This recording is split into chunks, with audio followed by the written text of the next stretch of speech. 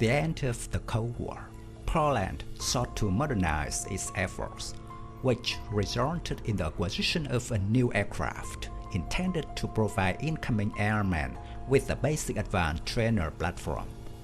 As a result, the PZL-130 Orlik was born.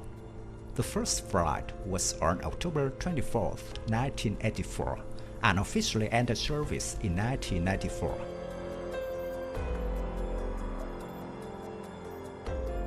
The PZL-130 Orlik had all the qualities of basic advanced trainers of the period.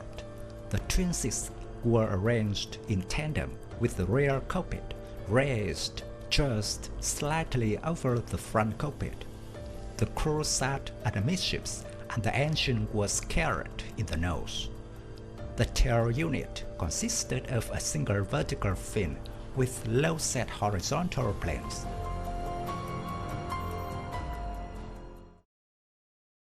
PZL-130 Orlik has a length of 9.3 meters, a wingspan of 10 meters, a height of 3.53 meters, an empty weight of 1.8 tons, and a maximum takeoff weight of 9.95 tons.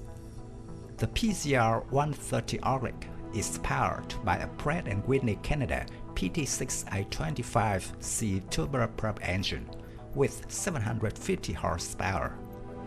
The aircraft can reach a maximum speed of 550 km per hour, a range of 2,200 km, a service length of 10,000 meters, and a rate of climb of 14.4 meters per second.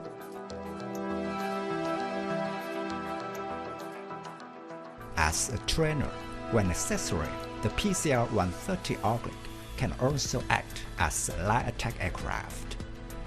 It has 6 external hardpoints with a weapon load of up to 700 kilograms. The Polish Air Force remains the only global operator of the Orlik. A total of 59 units were produced.